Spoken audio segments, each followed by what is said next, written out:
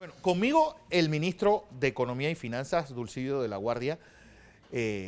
Varios temas tenemos en agenda.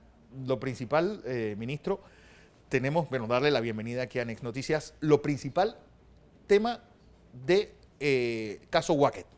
Obviamente ya se logra conformar este fideicomiso en el Banco Nacional. Ya incluso hay unos encargados de este fideicomiso, Alberto Diamond, está Patricia Planels y Carlos Rabat, que era el gerente de Félix B. Maduro. Y se está mencionando que va a ocurrir lo mismo con Sojomol. ¿Cómo va eso? Bueno, Fernando, primero gracias por invitarme a tu programa y a todos los televidentes, gracias por permitirme hoy estar con ustedes. Bueno, primero creo que la buena noticia fue que el día viernes la empresa Magua, que era una de las 68 empresas que estaba incluida en la lista Clinton, sale completamente producto de una transacción que hicieron los accionistas. Magua es una empresa que se dedicaba a representar importantes marcas para América Latina, operaba en zona libre. Así que, principalmente Ralph Lauren. Bueno, no quería mencionar la marca. Pero más o menos para que la gente vaya sabiendo por dónde van los tiros. Pero efectivamente, es una empresa que representa marcas importantes, opera en zona libre, unos 60 colaboradores, ya salió de la lista, ¿no? Eso es un hito importante. Lo segundo fue la constitución del fideicomiso para el grupo Félix B. Maduro, en donde con ese fideicomiso y la transferencia de la propiedad del fideicomiso,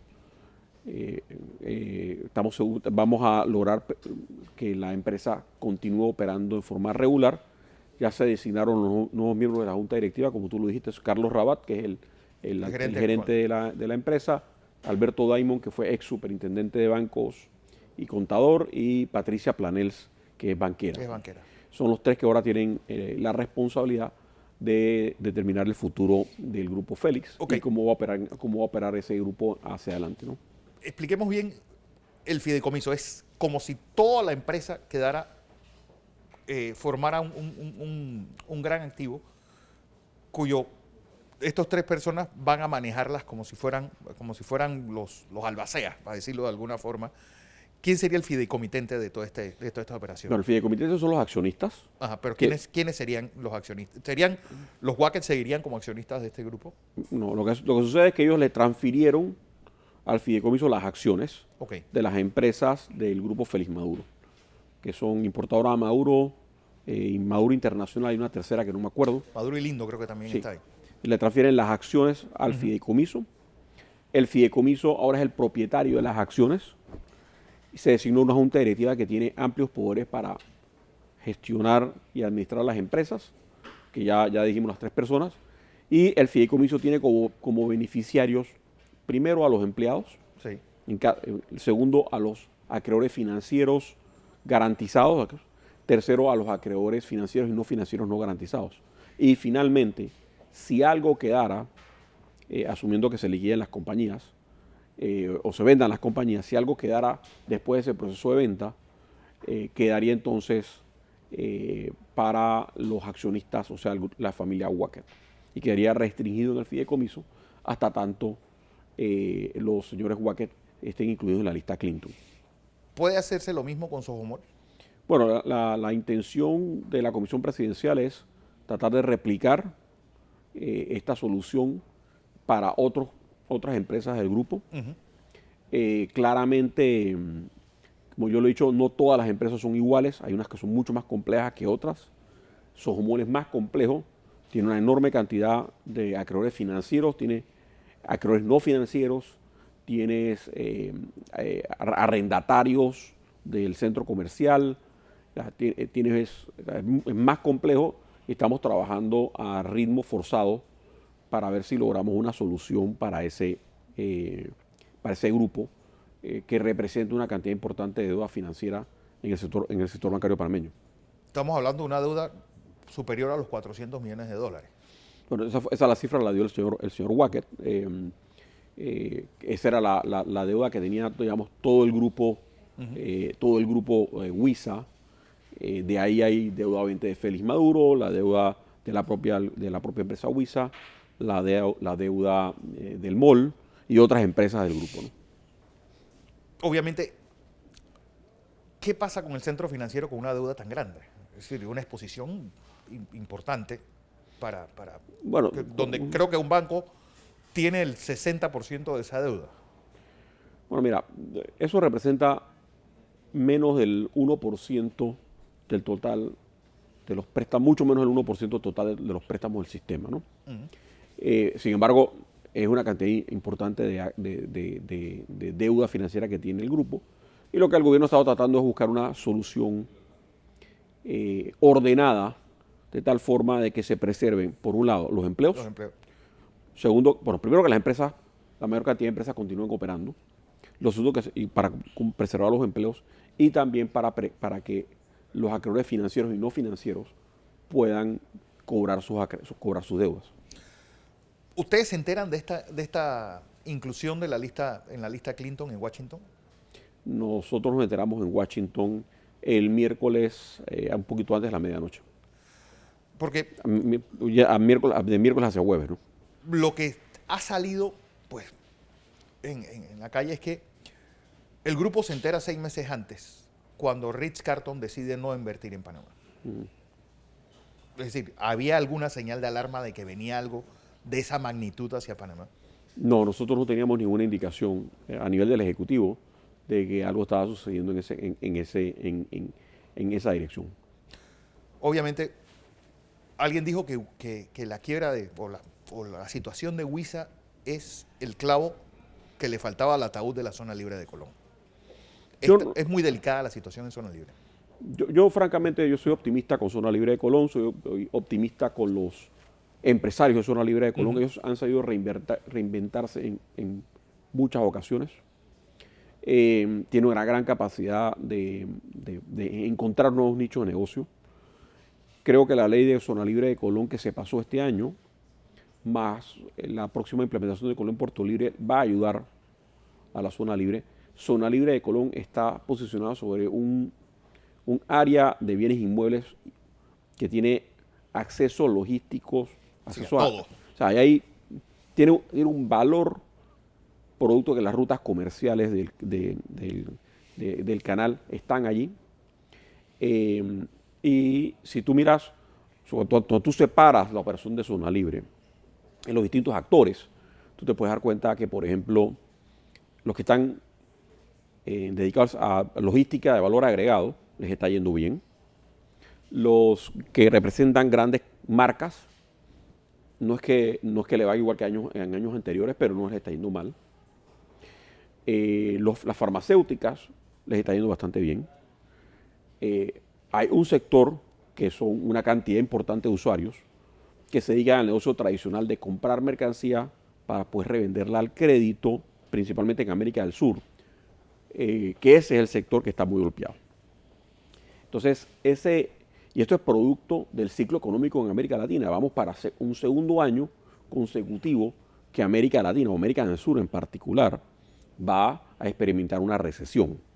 O sea, este año, el Fondo Monetario acaba de sacar su proyección de crecimiento económico y el Banco Mundial el día de ayer, y volvieron a proyectar que América Latina casi cero. No va a estar en recesión, principalmente impulsado por dos grandes economías que son Brasil y Venezuela, que están impactando muchísimo el crecimiento de nuestra región. Eso va aunado a que con los commodities en franca retirada, es decir, vamos a recibir del canal ampliado lo que teníamos presupuestado. Bueno, yo creo que la buena noticia, y vamos a esperar que la autoridad del canal haga la presentación de su presupuesto al gabinete y después a la asamblea, es que creo que vamos a aportes superiores a lo que el canal había proyectado en el año 2017. Para este año el canal sí tiene proyectado, creo que son 1.030 millones de aportes, y nosotros estamos esperando, tenemos certeza que el canal va a cumplir con sus aportes para este año, pero para el próximo año la proyección que teníamos pensamos que va a ser superada por el Canal de Panamá. Nosotros, relación deuda-PIB, seguimos muy buen momento, menor del 40%, ¿no? Sí, estamos en deuda neta, y deuda neta es deuda bruta menos los activos del Fondo de Ahorro de Panamá. Estamos como en 37%. Eso es, si nos comparamos, por ejemplo, con muchos países desarrollados de la OECD, estamos a la mitad del nivel de deuda que tienen esos países. Sin embargo, sí tenemos que ser prudentes y asegurarnos que la deuda se mantenga debajo del 40% para darle sostenibilidad financiera al país. Hablamos de la OCDE y obviamente nosotros recibimos dos golpes casi seguidos. Uno, esto de los Panama Papers, que obviamente nos ha puesto casi a un nivel de sinónimo de trampa. Incluso este domingo el New York Times publicaba en su primera plana, volvía con el tema de los Panama Papers y ahora con ricos norteamericanos que usaron sociedades o compraron sociedades anónimas en Panamá para obviamente evadir impuestos. Esto obviamente, el negocio de los offshore panameñas, las cuentas offshore panameñas y de la creación de sociedades offshore, ¿seguirá igual o yo creo que ya es también una especie en peligro de extinción? A ver, primero vamos a poner las cosas en perspectiva en los casos de los papeles de Panamá, ¿no? Primero, yo sí creo que es importante recordarle a todos los televidentes, y lo he estado diciendo en los últimos días, de que a la firma le robaron la información. Hay un robo de información que es propiedad tanto de la firma como de sus clientes. De sus clientes. Y cuando tú sumas la cantidad de clientes o de sociedades que supuestamente están en un acto ilegal, es una ínfima parte de las 200.000 sociedades que tenía que se publicaron, ¿no? La gran mayoría de las sociedades se utilizaron para transacciones legítimas. Eso no quiere decir que las que se utilizaron para transacciones legítimas está bien, no, todo lo contrario, está mal. Pero la gran mayoría se usaron para transacciones ilegítimas y a esos clientes que la habían usado para transacciones legítimas les han robado su información. Dicho eso, también es importante recordar a los televidentes de que de las 200.000 sociedades, cerca del poco más del 20%, creo que eran 43.000, eran sociedades panameñas. Panamá es responsable porque se cumplan las leyes de la República, de claro, conocer a tu cliente y qué va a hacer el cliente con la sociedad de las 40 y tantos mil sociedades panameñas. Panamá no es responsable de las 120.000 sociedades de BVI que fueron vendidas por la subsidiaria de la firma en BVI. Eso es responsabilidad del Reino Unido. Claro. Igualmente hay sociedades de Delaware, sociedades de Hong Kong, sociedades de España, hay sociedades de Holanda, sí, o sea, de muchos países. Entonces, nosotros lo que hemos hecho es primero, veníamos con un plan para sacar a Panamá de la lista gris del Grupo Acción Financiera. Lo logramos en febrero para asegurarnos de que los estándares panameños en materia de lavado de dinero y financiamiento del terrorismo cumplían con el estándar internacional. Eso lo hicimos en tiempo récord y fue reconocido por el Gafi.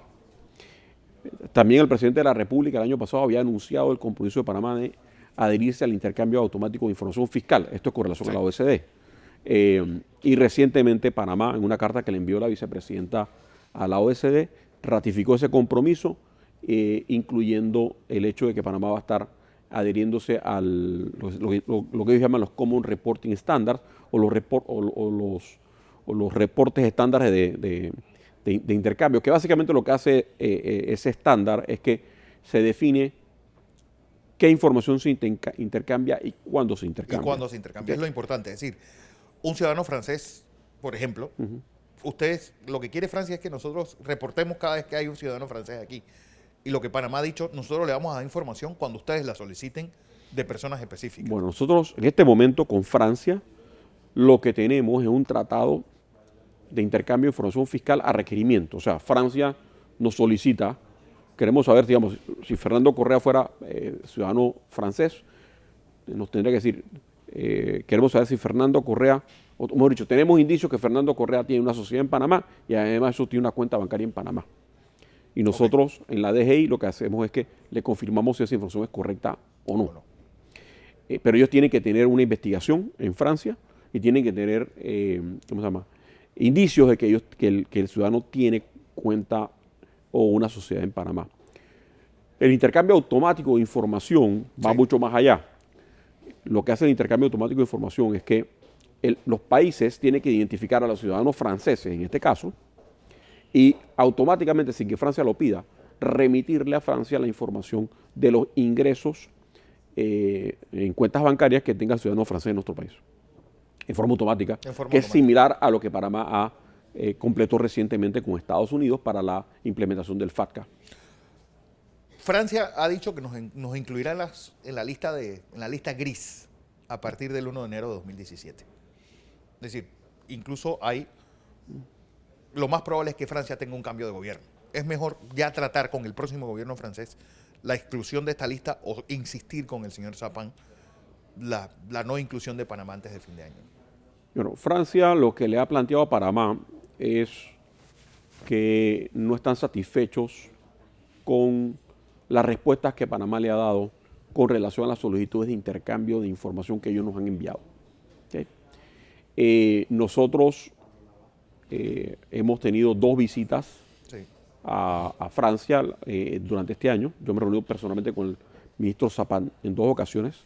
En la última visita me llevé al director de ingresos, de tal forma que las autoridades fiscales pudieran, intercambiar información de cuál era la información específica que quería Francia y cuál era la información que Panamá le podía dar. La pregunta es, ministro, ¿Francia está haciendo el trabajo de policía malo con Panamá a nombre de la OCDE o es un caso específico francés? Bueno, mira, Francia lidera el esfuerzo fiscal del G20. O sea, ellos tienen una posición muy dura con relación a la fiscalidad. Eso es conocido, producto de que Francia tiene también uno de los regímenes más severos de impuestos. O sea, si no me equivoco, aquellas personas que ganan 300.000 euros o más o 400.000 euros o más tienen tasas de impuestos que en algunos casos llegan hasta el 75% del ingreso.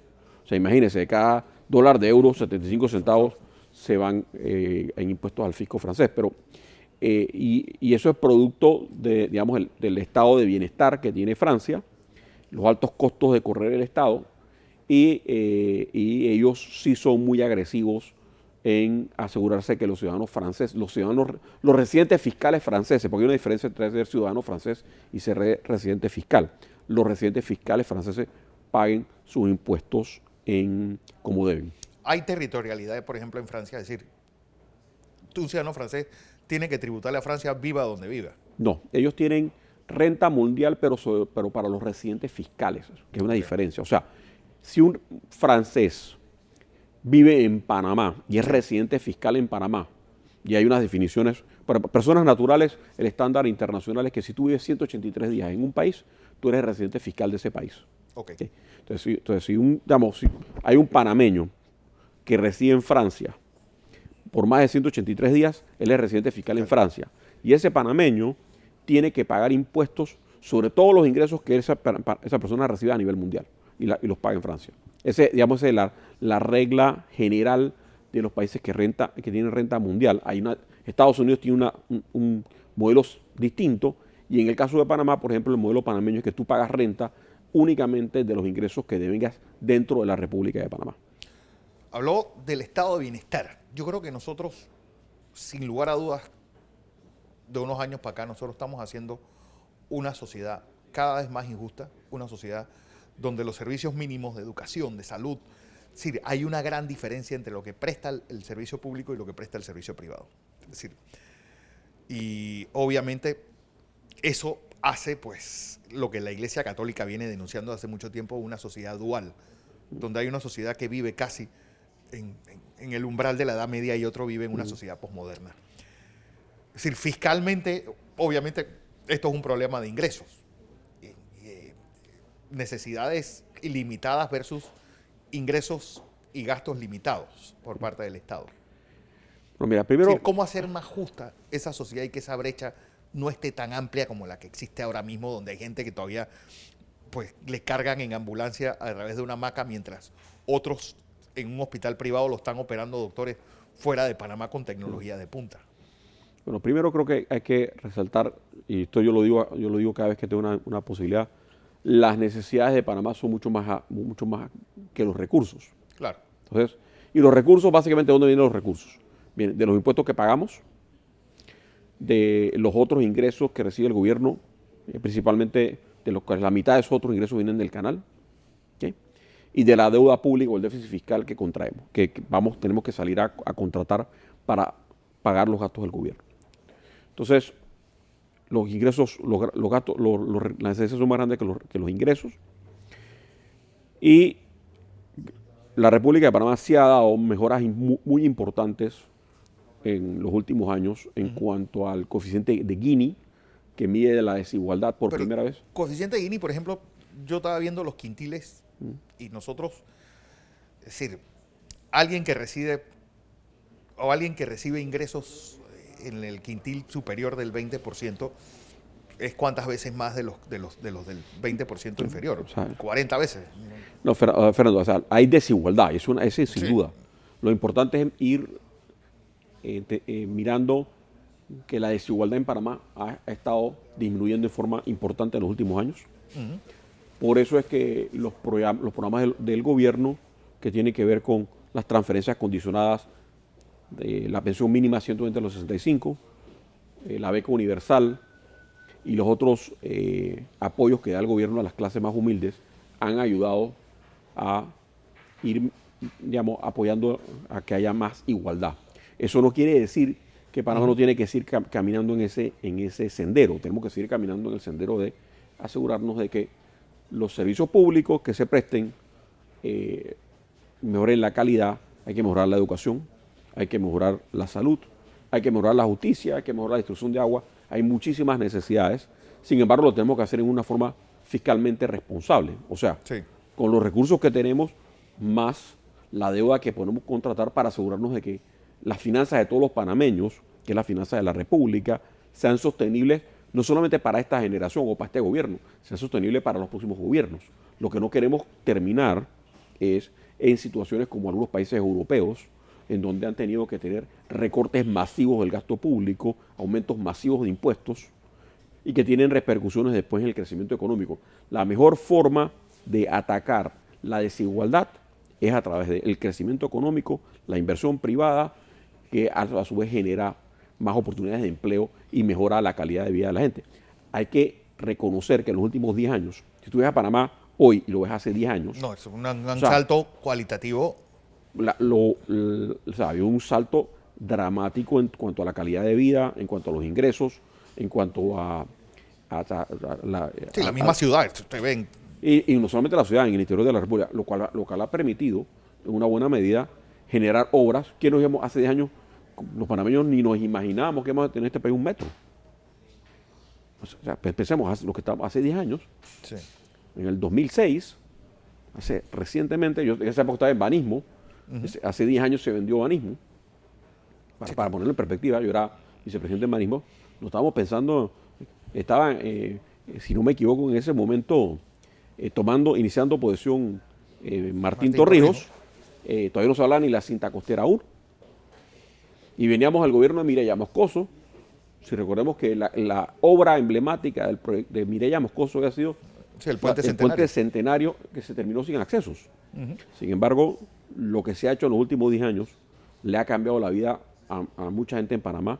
Se han incluido los programas como ya te dije, de apoyos condicionales, 120 a los 65, la beca universal, el programa de red de oportunidades y el programa Ángel Guardián, que todos apoyan a los sectores más humildes, y eso ha generado una mejora en la igualdad.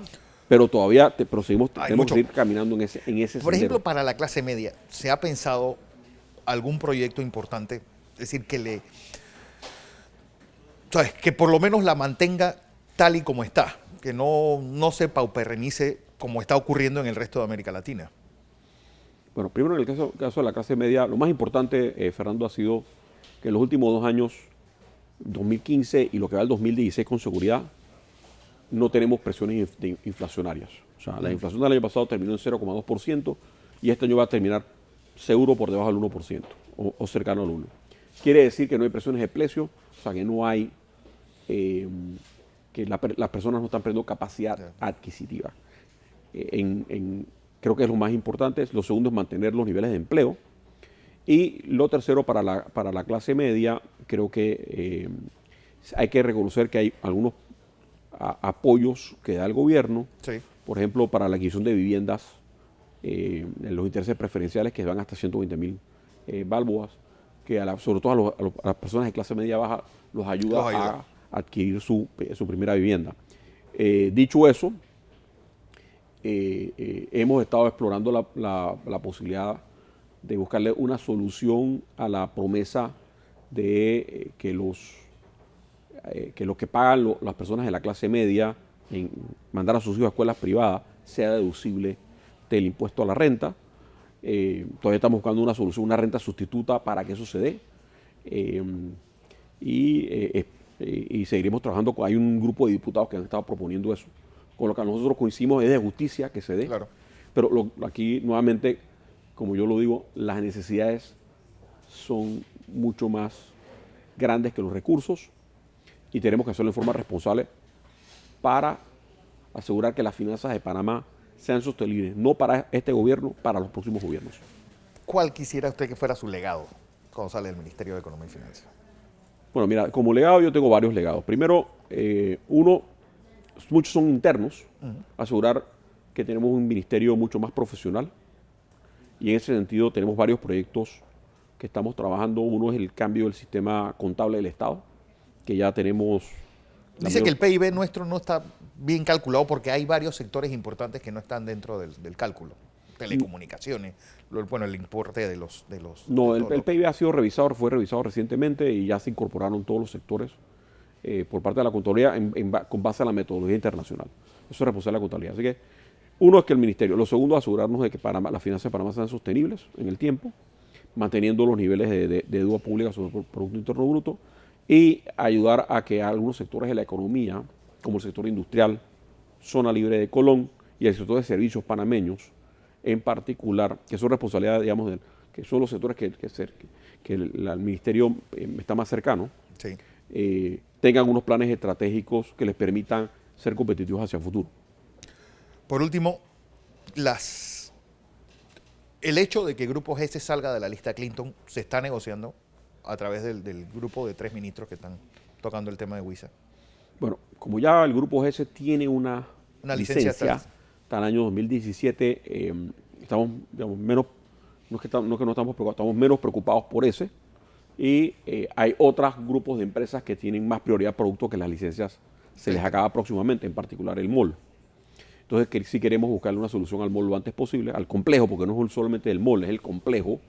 Ahí hay edificios de oficinas, hay un montón de empresas que están alquilando en las torres de oficinas, muchas de las cuales son empresas norteamericanas o que tienen vínculos en Estados Unidos, que de no encontrarse una solución rápidamente o próximamente tendrían que abandonar esas oficinas.